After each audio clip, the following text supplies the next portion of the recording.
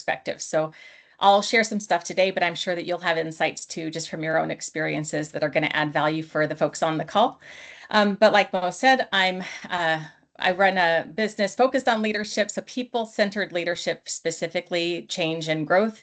Everything I do is related to designing for humans. So how we design organizations and experiences and leadership for humans to be at their best.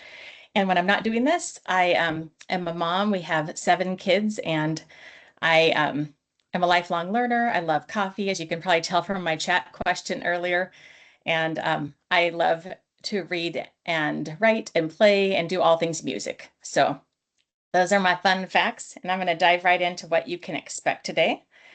What we're going to go through, and today's a shorter session, so we can't deep dive into a lot of these, but we're going to talk about the idea of people-centered and why we care about that when it comes to leadership. I think this audience might be a bit more maybe open or receptive to that idea than a lot, just because of the people that gravitate towards Sunrise Network. But some people would think business first, people second, and we're going to talk about how those things fit together. I'll talk about the idea of commitment and how that relates to leadership, and then how we can nurture commitment and connection when we apply people and centered and brain-based strategies. So kind of bringing it all together. Then hopefully you get some insights that you can take and act on, and then I'll have a resource available for you at the end. So that's a little bit of the roadmap, what to expect. I'm going to go ahead and just start us off with this idea of people-centered and what that means in terms of an approach to leadership. And just to make sure we're on the same page, even though you may already have a sense for what I mean. So when we think about people-centered leadership, this is really also called human-centered leadership. Some of you probably have heard that before. I just like people-centered better, so it's a choice for me. But when we're talking about this, it's designing for humans. And I like this idea. You can see in the quote here, it holds the humanity and growth of people at the heart of an organization's investment, communication practices, decision-making. I think that's a good way to sum up how this is maybe distinct from other ways of thinking about running or leading a business, because it's a people-first approach. It's saying we care about humans navigating the world well, navigating relationships and work well, and we're designing for that express purpose. One of the things that's different maybe about people-centered leadership, or ways to think about it, is it's a blend of intellectual honesty and psychological safety. And sometimes we can see companies or leaders over-index on one or the other. So when you think about intellectual honesty, this is kind of the idea of speaking what's true, saying the things that need to be said, being a straight shooter, however you want to put it. It's that idea that we say what's true. And sometimes you can do that in a way that's not very caring for people. You can be so abrupt in the way you're talking to people or leading people or directing that it bypasses this idea of humanity and valuing their dignity as a human. On the other side, you can focus so much on the idea of psychological safety, caring for the person, that you aren't honest with them, where you're not saying the things that need to be said. So we're trying to find the blend of the two. You want it to be safe to be in that space with that person, for people to want to grow with you, but also always holding what's true and saying what's true. So finding both really helps you to be more people-centered.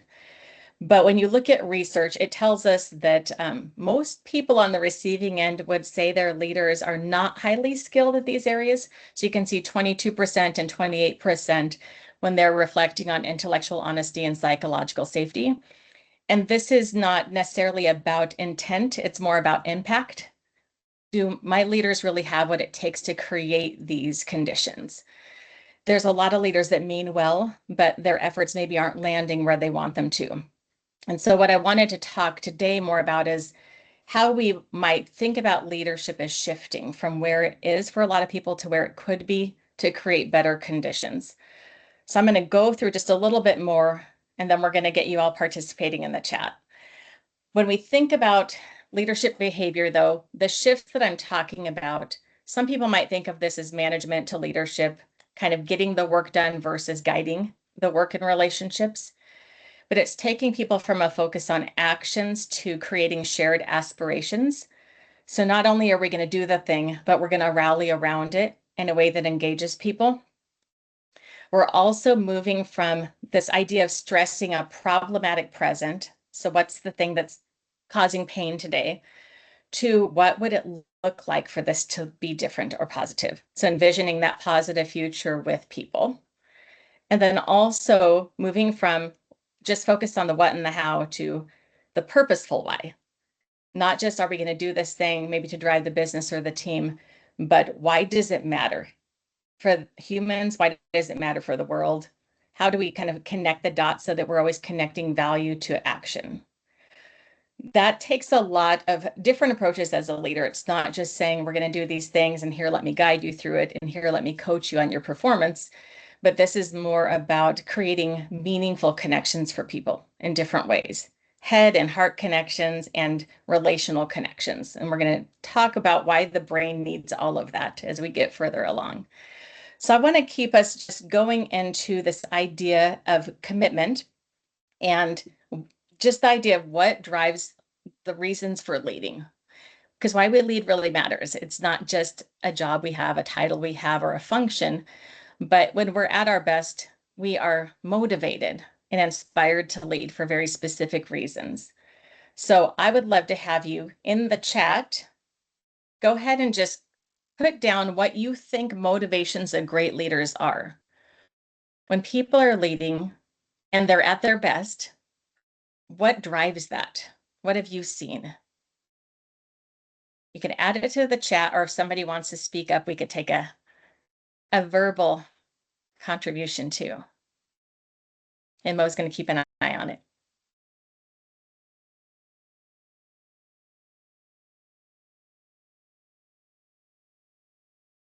Got a lot of people typing, so I'll just give it a minute. Okay.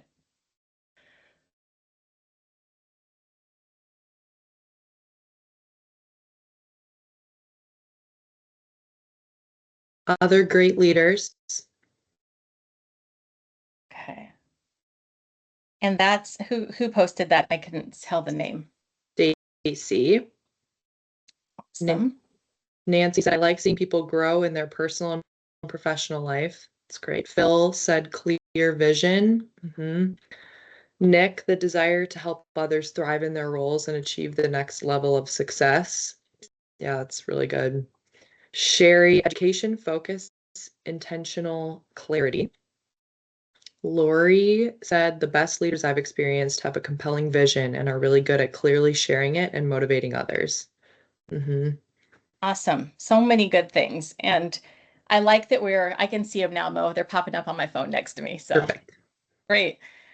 I love the focus though on the meaning behind it, not just I'm going to do this job or I feel like I have to do it, but that we want to invest in people. We want to connect and create meaning, which is a lot of what I want to talk about next, because it's not just about doing the leading, but it's about what drives it. And there's different ways we can kind of come at it that serve us well and not so well. So I'm going to talk about some of those differences and how we can design the right conditions for ourselves as leaders, but also then carry that forward to connecting with the people that we lead. So when we think about all of this, motivation influences the type of commitment. I'm going to talk about 3 types today, just to help us understand the distinctions. And the first one is where a lot of us live and why a lot of us start leading early on.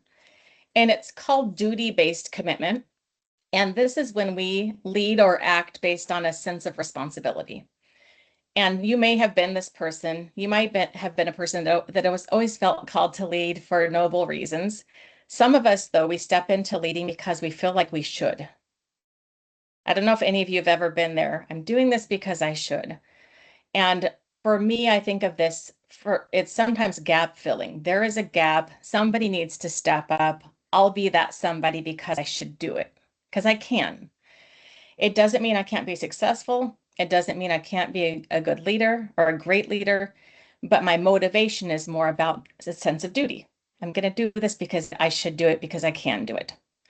And this can be in life too. This could be how you might step up in parenting, in a relationship, in your workplace. It can live in a lot of spaces, but this can be hard to sustain over time.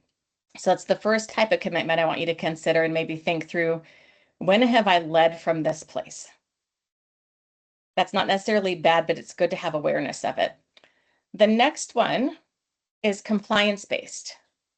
So this is I'm stepping up to lead because I'm afraid something bad will happen if I don't.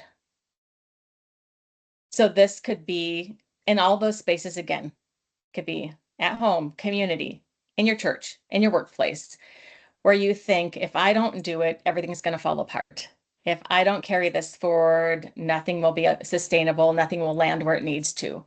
So a lot of times it's fear-based. It's based on maybe self-preservation, self-protection, protection of other people.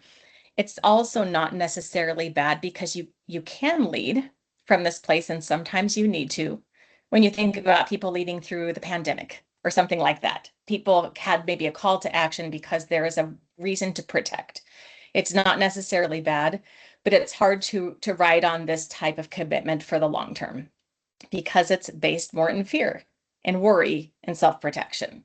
So we're maybe facing a threat we're trying to navigate. When you look at leading and behaving in general, what we want to do is move people more towards desire-based commitment. And this isn't a pie in the sky kind of Pollyanna notion, but desire-based commitment is saying, I believe that doing this will lead to good. I believe it will lead to something positive. And sometimes it can be hard for us when we're maybe called upon to lead, especially when we're navigating something hard. But when we believe it's worthwhile to guide people towards something or through something, it helps us push through the hard. It helps us to rally people around the things that are necessary to get them from where they are to where they need to go.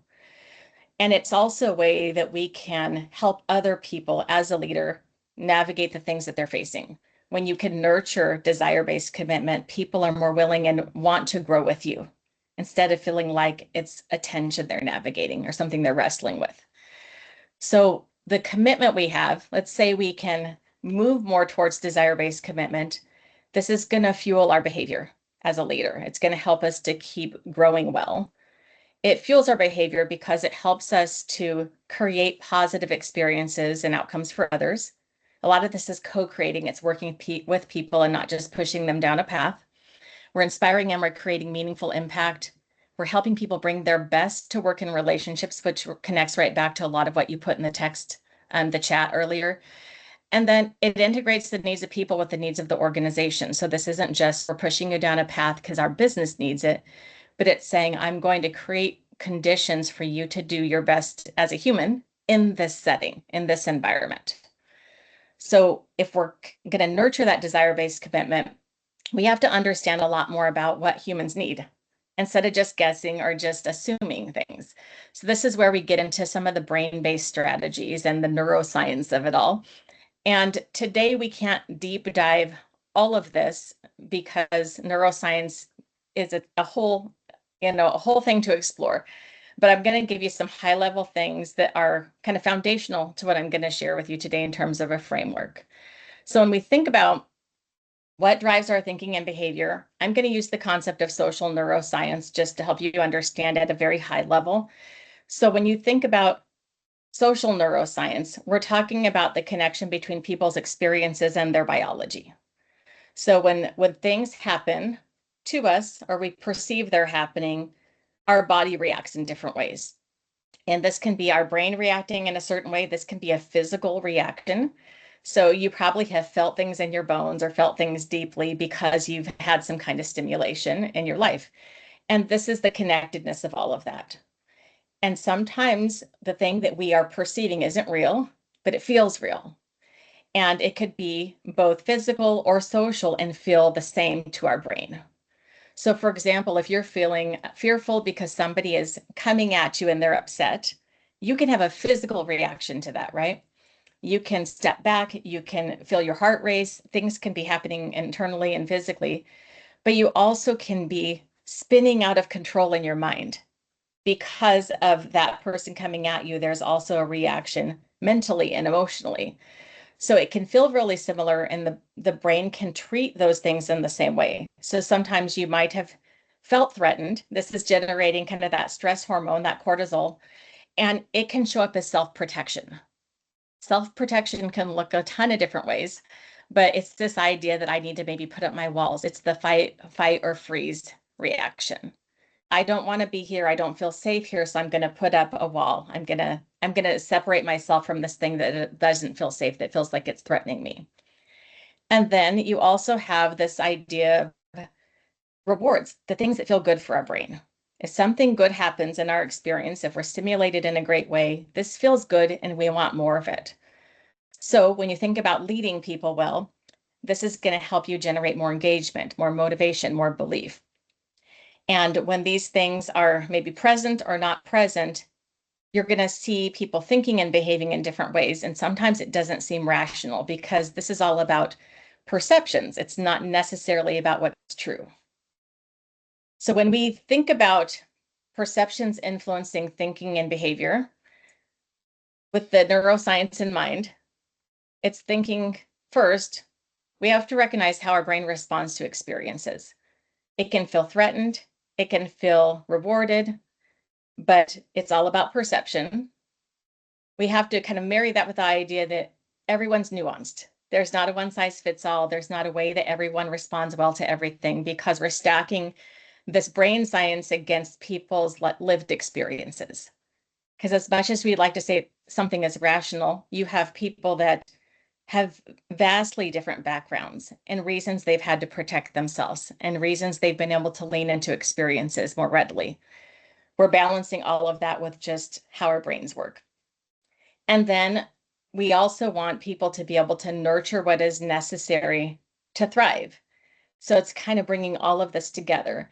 And as a leader, this can feel kind of overwhelming. The idea that I have to understand how the brain works and neuroscience, and I need to design for humans. And sometimes that feels overwhelming. How do I do all of this stuff and lead people well and not lose my mind? Because you might not naturally feel good at all of this stuff.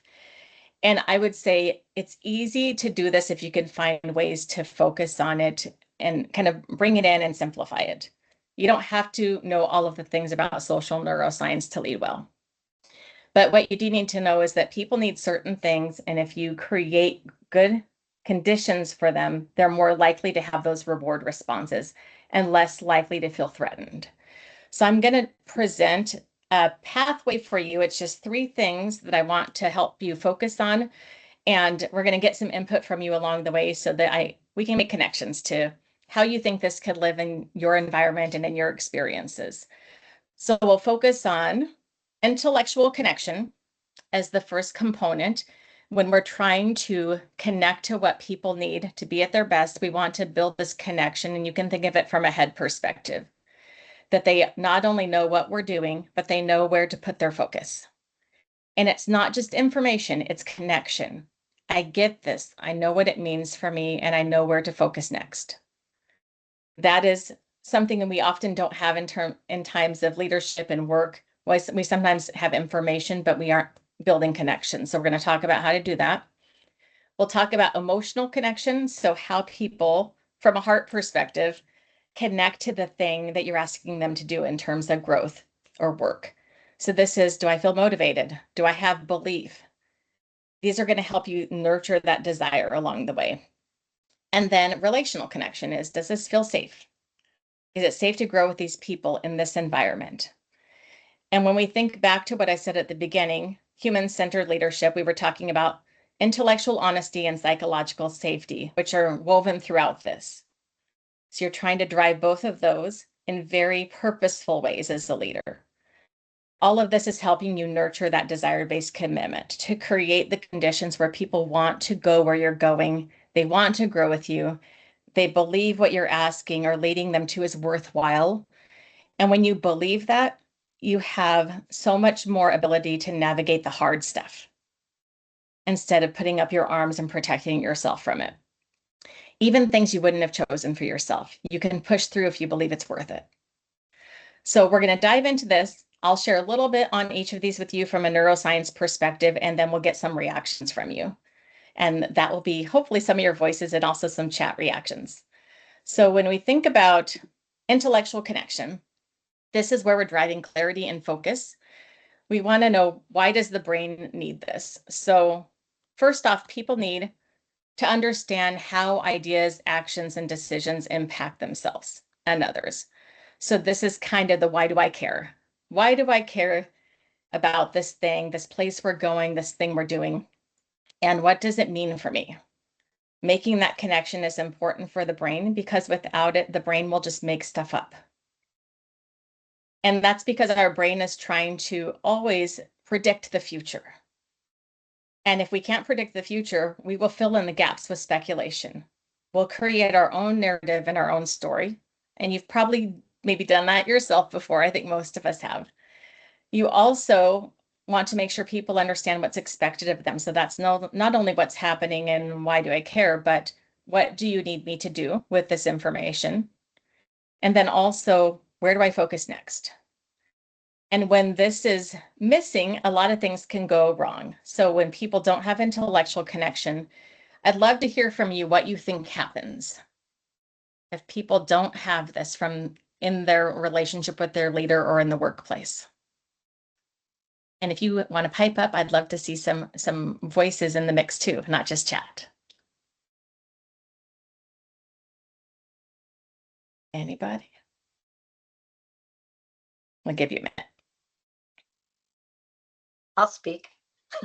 Go for it. I'm a better talker than a typer. So I think people lose understanding of the expectations, what the focus is, what the goal is. So there's confusion. I think it can lead to tension and added stress. Absolutely. I think people navigate a lot of tension when they are uncertain, when they just don't know what's next, when they're unclear. And I see some other stuff. Stress and anxiety, Phil, is added. Absolutely. When you don't know what's happening and where to put your focus, this can look like spinning out of control. If you've ever been that person that feels anxious and worried and is just spinning in that space, that comes from being unclear, not knowing what's next. It's also the stories we make up. The brain is trying to resolve an error message, and so it makes up a solution to the perceived problem, even if it's completely false, even if it's based on nothing real. And I think most of us have done that as well. You can help to minimize this because remember, we know that there's ways to threaten this. So anytime you just give people information and expect them to just sit with it and do nothing, that generates threats. Even if people wouldn't use that word, it means that the brain can't reconcile what it's heard with what needs to happen. And you can do some things to help with this. So one of the things I recommend is 1- and 2-way communication. So it's saying, not only are we going to share what we're doing, but let's talk about it. Let's engage around this thing so that you feel confident with how to understand it, how to connect yourself to it, but also what to do. It's also making sure that leaders at all levels can communicate with their teams. That doesn't mean they have to have all the answers because we're talking about clarity, not certainty. Those are two different things. And the clarity is, what do I do next? So for example, I worked with a company and they were implementing something different in their technology space. For forever, they had been focused on kind of a project-based approach to work, project management, having a very linear way of planning and doing work. And they had decided where they were going to implement something called agile ways of working. And a lot of you might have heard of agile before. It was newer to this company at the time, but it was presented as the best thing ever. So they all jumped on a call and the company was like, we're going to implement agile ways of working. It's going to be amazing. We can't wait. This is going to help us grow in the way we need to. It's going to give us competitive advantage, on and on. So it was a big splash. It was really exciting to the people who were talking on the call. And then at the end of the call, the people were left to wonder, well, what does this mean for me? Will I have a job? I'm not used to doing this. I've been here 20 years doing something else, and now you're saying we're completely switching our work approach. And people started to spin out of control. They were thinking, do I need to update my resume? So all of these things happened that were not the intention of the leadership, but it was the outcome of that big splash announcement. And in this case, the best leaders said, my team needs something to anchor to. And so I saw a couple of my clients at the time say, we're going to create clarity, even though we don't know all the details. But what they did know was We're moving to agile ways of working. That's different than what we've been doing, and we don't know what we're getting into. So what we can do between now and Friday is learn a little bit more about this. We're going to read this article and we're going to watch this short video, and then I'm going to bring my team together and we're going to talk about what this could mean for us and where we see possibility, and also what we're concerned about. Just giving something for people to anchor to helps give them the clarity. It's saying, we know we need to learn more about this concept. That is where we point our energy. We're going to come together on Friday and we're going to talk about it.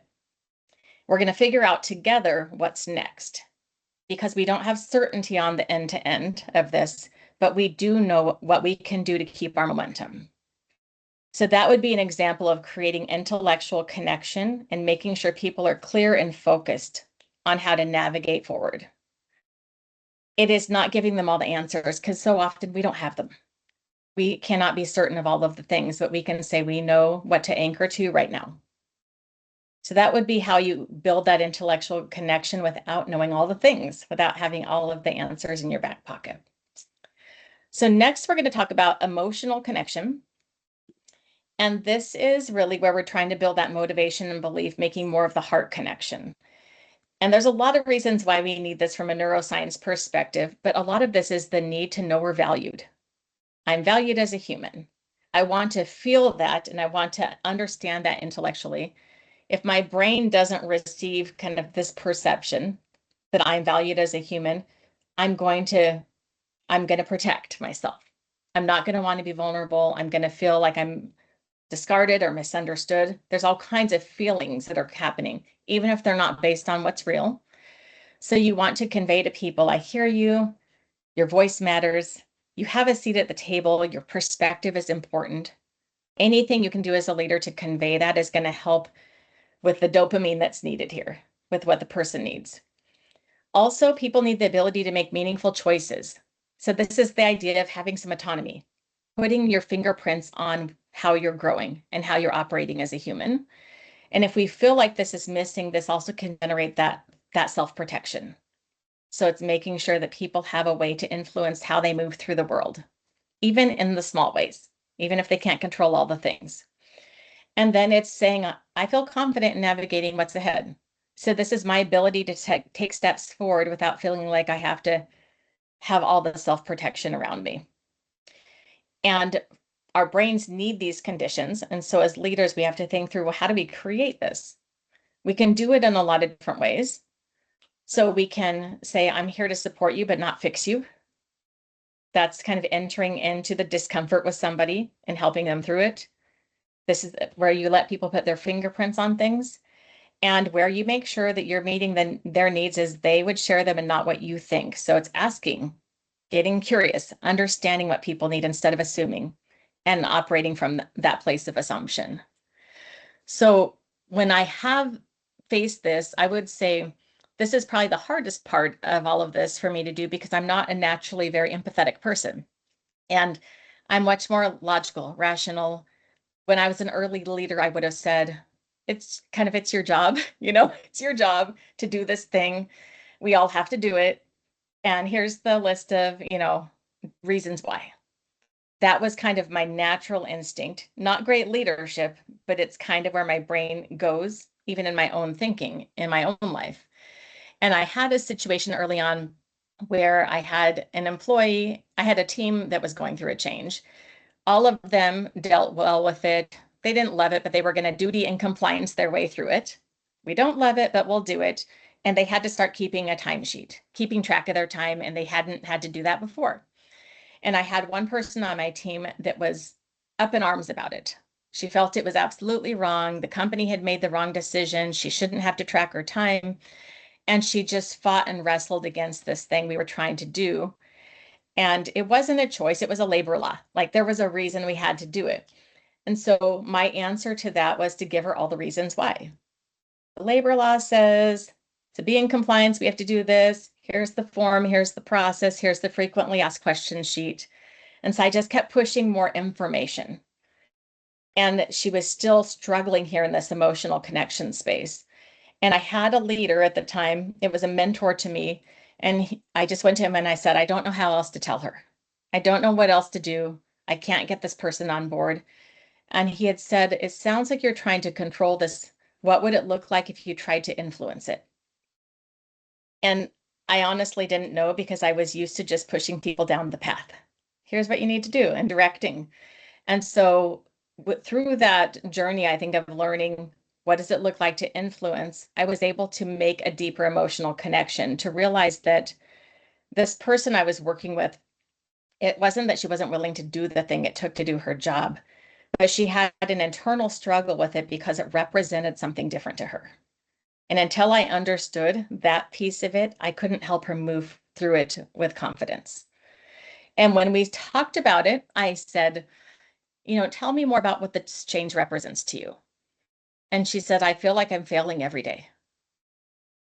She just felt like she couldn't deliver the same service and connection and be the same level of contributor to her job in the company within the confines of these 40 hours a week, that she needed the freedom to work whenever she needed to and wanted to. And until she could get past that, she was going to be in this place of being stuck. And I had been trying to fix her, but what she really needed was my support and my willingness to sit in the discomfort with her and help her find her way out. So this was something I learned the hard way that hopefully you don't have to, but I went from triggering all of those threat responses in her brain to helping her feel supported, giving her some autonomy, and helping her find confidence in taking the next step. The hard way, the long route, right? But it was super meaningful for me to learn from that experience so that I could know I always have to design these conditions for people. I can't assume that they're fine without them. And so I want to pause there and just have you think about this type of connection and how people have what they've done in leadership to help you feel these things. What are some of the things that have been most helpful for being understood, being able to make choices? So you guys can share some tips with each other. I'd love to hear from somebody, but also we can throw them in the chat too. How do you help people with emotional connection as a leader?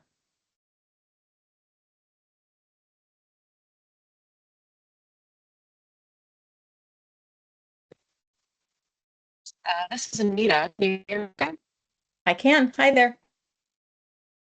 Hi. I just wanted to share, I think when I've experienced this before, it's because somebody asked me my perspective, maybe even while they were building the plan, or asked me what are some things we should be thinking about as we go along. So that's one idea. I like that one. And I think sometimes people are afraid to ask because they don't know if they can do the thing people want or are asking for.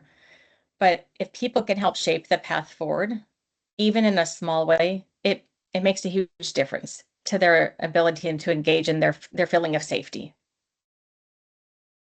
Mo, do we have anything else in the chat? I don't see anything. Nope, nothing in the chat. Any more ideas, friends, on how to create emotional connection as a leader?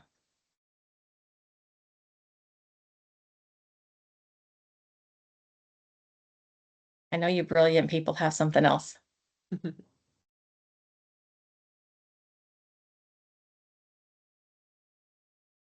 Humor, I love it. Oh. I think that that's a great one. Finding ways to connect that resonate. Humor is a great one to incorporate. And one of the biggest ones, though I mentioned it already, is this idea of curiosity, though. So often we think we know the answers or we've experienced something as a leader, and it's easy to just say, this is how you do it. This is how you should connect to it. This is why you should feel okay about what we're doing.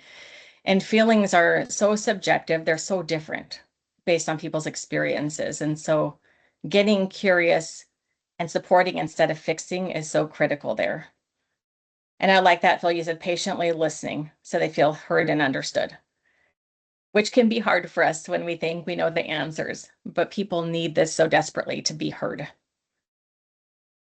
And Nancy, I like that, giving them enough time to acclimate to the change. Tell them multiple times in multiple ways. Give them time to ask questions. having that exchange, that two-way communication is so critical. It's not just the intellectual connection, but it helps people to feel more connected emotionally when they're a part of something instead of having it happen to them. I'm going to keep us moving, and we're going to dive into relational connection. And this is the one that connects most to this idea of psychological safety that we talked about early on. And why we need this is, first off, we need the support of trusted people around us. So sometimes people will say, find your people. People need their people at work. It's really true. We need to feel like we're connected and community with other people. It doesn't have to be a ton of people. Some of us just need a few people, right? Some of us need a lot of people. But it's the idea that I'm surrounded by people that I trust, that are safe to grow with. So this isn't just, I trust the leadership of my company, but this is saying it's safe for me to grow with the people sitting around me that I'm engaging with. And when people don't have that in the workplace, it generates threat responses. We feel like we have to self-protect, or we can't be vulnerable if we don't have a trusted circle around us. So as a leader, it's making sure people have that they have people they can trust near them in the organization, on their team. People are sharing messages that are trusted messages, not just respected messages, because there's a difference there as well. Also, though, that we're providing people guidance and space to process what they feel and what they're going through.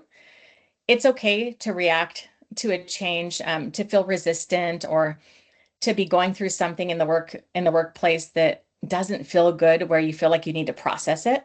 Sometimes that processing can turn unhealthy if we don't have some guidance for how we're moving through it. So sometimes people need guidance or guidelines or parameters for how to stay focused on things in a healthy way.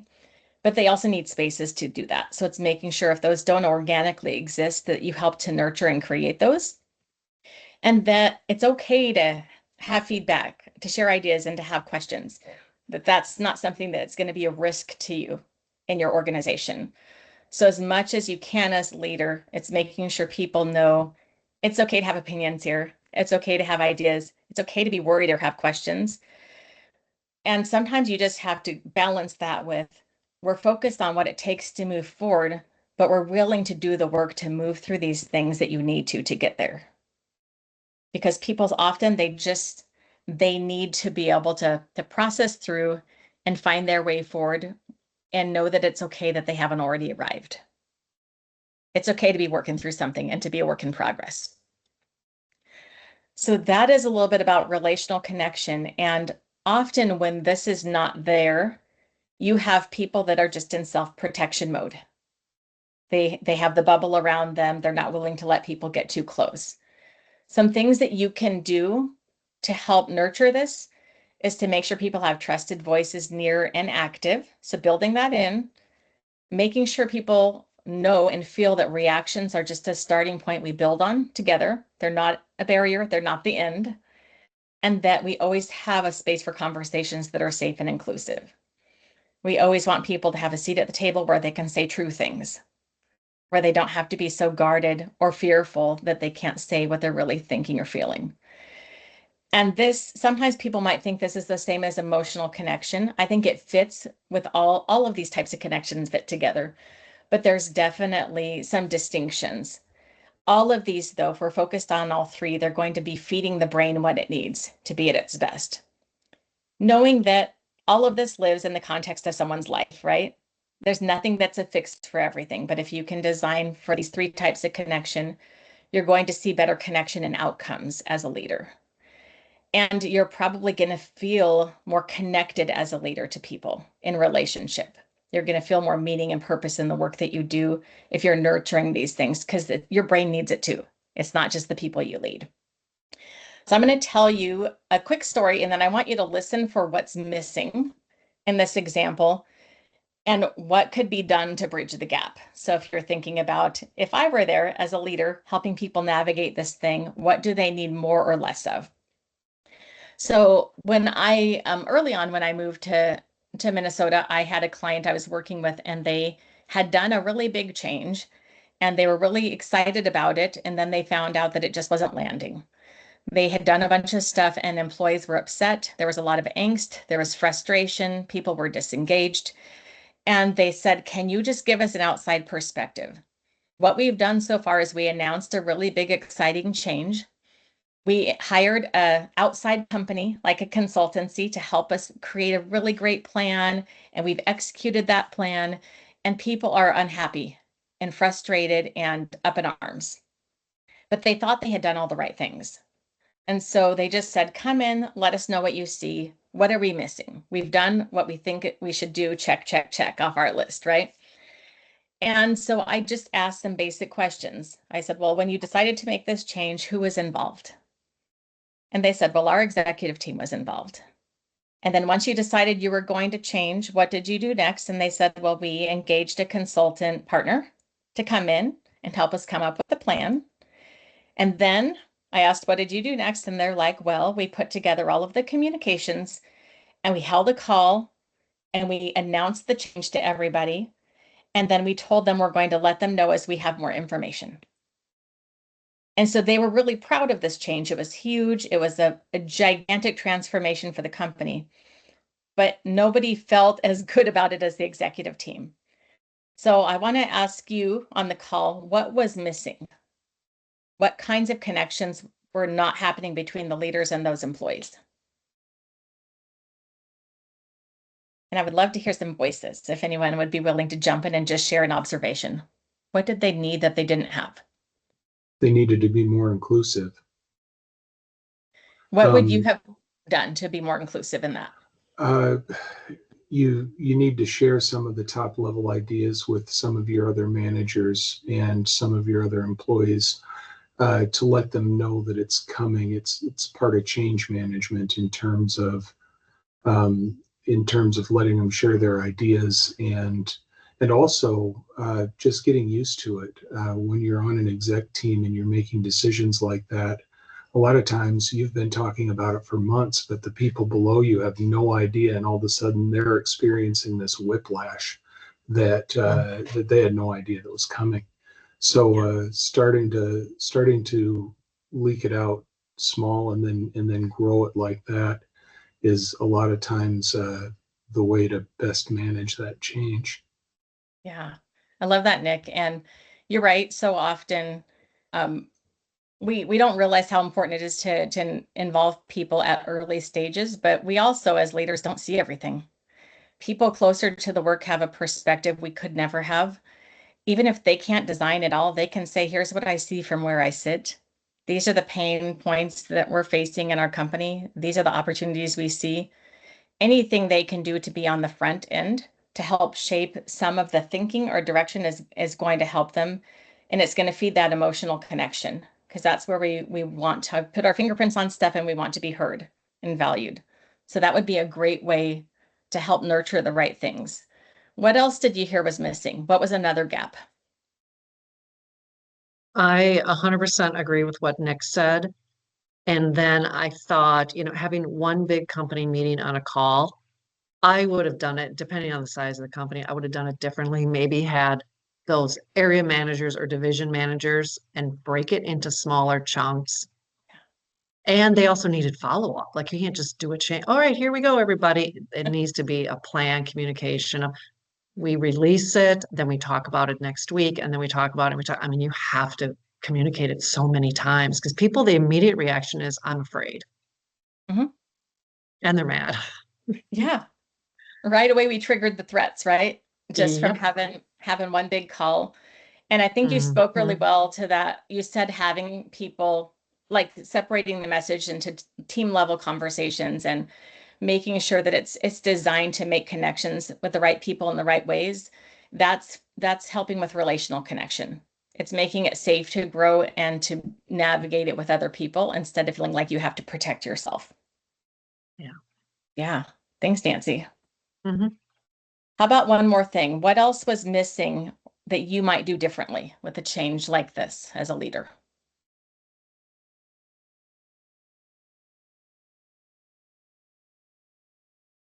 Any other perspectives? I think it is sometimes helpful to be able to talk about what's transpired up to that point.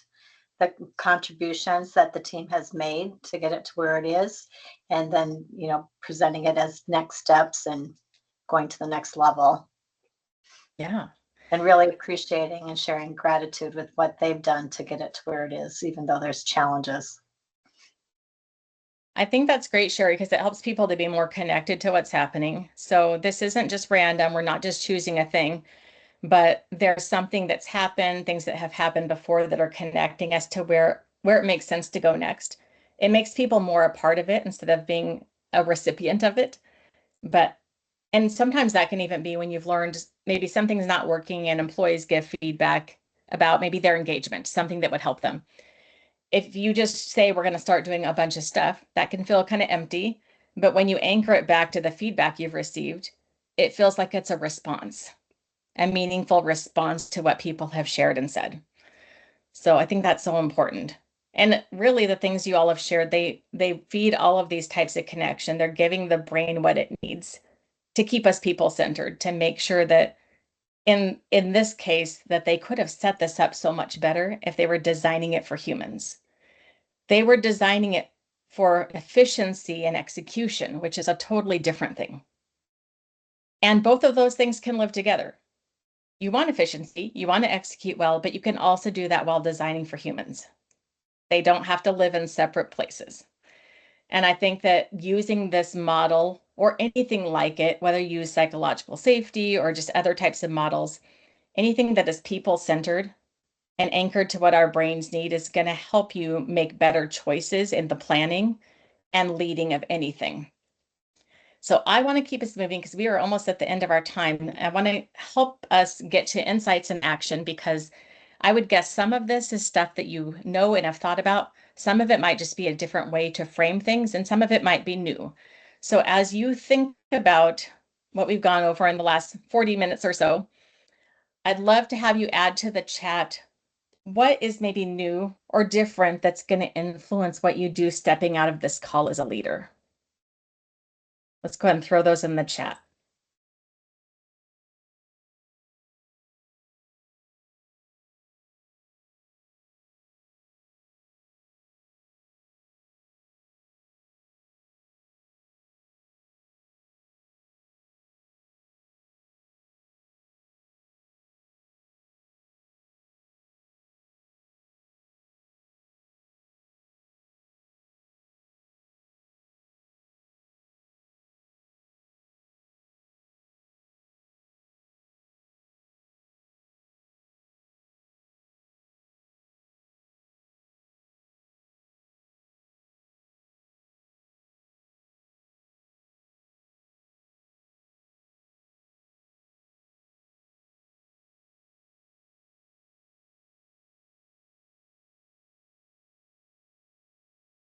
I like that, Phil. So you're talking about some different approaches to communicating change. Same with you, Nancy, thinking about the impacts. Designing for humans. So often we skip over that part. So I love that that's a focus coming out of this. And Mo, I like that you're picking up on what Sherry brought up.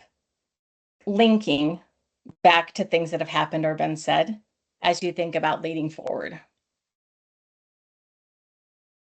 So hopefully more of those will come in, but I hope that you're all thinking about what could this look like? How do these concepts maybe live in your environment and help you to shift the way maybe you think or behave, because you know what people need to be at their best. I'm going to go ahead and give you a couple recommendations and then a little glimpse of a resource that you'll have coming out of this call today. But beyond what you just shared in the chat, I would just encourage you to look at this framework. Don't overcomplicate it. Just think quickly, how can I help others make a head and heart connection? How am I influencing safety and support? Anytime you're looking at a change, leadership, an initiative, a connection with your team, it's always just running that filter. Have I made an intellectual, emotional, and relational connection? If any of those is lacking, how can I speak into that or step into that space with my team member? And then a couple actions that you'll take. to nurture desire-based commitment. If you want people to want to grow with you, to see that it's worthwhile to go where you're leading, how can you nurture the right conditions for them to step into that with confidence and belief? Those are things that you can even practice at home. So I do a lot of this type of work even when I'm thinking about parenting. Even when I'm working with volunteers in my church, any place I'm in, I'm not over engineering it. I'm just saying I need to make meaningful connections. Here's how I know I can do it. I'm going to use this as a filter for how I think and behave. It's not going to be perfect, but it's going to be purposeful. I have a resource for you that you'll get a code where you can download this in just a minute. So this is a small version, but this is just the path to people-centered leadership. It goes through the 3 different categories, what people need, and what actions you could take.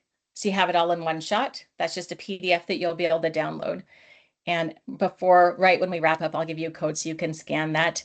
And then also remember this material I'll share it with you through PDF so you can have it and access it later. So with that, I'm going to go ahead and see if there are any questions, anything I didn't talk about that people had just a quick follow-up on. You can throw it in the chat or you could say it out loud too. And Mo, if you have anything I didn't catch in the chat, just let me know. The chat box is telling me that I can't send messages because I'm not a member of the chat, so I'll just talk. Okay. I just had an insight as you were mentioning that the people-centered approach plus the efficiency, how they can live together. And it was just sort of what clicked in my brain was, this is that message about slow down to move faster, because your efficiency plan is never going to work if you don't get the people to buy in. And it takes some time on the front end to do that, but you'll actually be successful and be able to move forward. So you could try to be efficient without it, but you won't get anywhere. Yep, you're building the muscle for it, so you have the strength and endurance for what you need. Love it, Lori. Thank you. Any other insights or questions?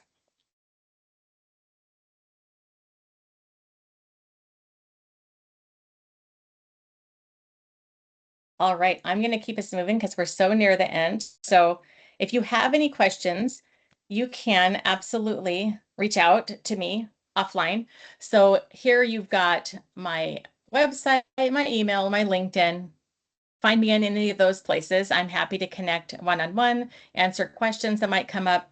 If you scan the code on the screen, that's just going to give you access to that download I talked about, the PDF. And you can also, you'll get a copy of these slides, so you can scan that later if it's not convenient for you right now. But that gives you a little bit more to work with. It's easier to use at a glance instead of having to go through a bunch of slides. So with that, Mo, I'm going to kick it back to you just in case you want to say anything to close out or let people know what to expect next. Awesome. Well, thank you so much, Summer. This was wonderful. I've had the pleasure of hearing you speak before, and it's always just really insightful. I always get something different. So thank you. And thanks everyone for joining. We're really excited about this leadership series. Our next session is on, I believe, September 25th. And Haley Meyer will be our speaker at that one. So I'll just drop in the chat a link to register. As always, free for Sunrise Network members like you all are, and guests are $15. So if you have anyone you want to invite, feel free to send it over to them too. But thanks again, Summer, and thanks everyone for joining, and we will wrap it up a minute early. Awesome. Thank Thanks, you all. everyone. Yeah, Okay. thanks. Bye. Bye. Thank you. Take care.